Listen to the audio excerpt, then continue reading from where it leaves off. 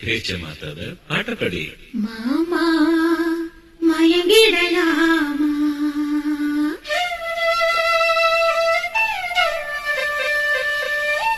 ஒவ்வொரு குயில் சேவல பாட்டு படிப்பது பாட்டு, நீயும் பதில் சொல்லி கேட்டு மாமா மயங்கிடலாமா, ஏ மாமா.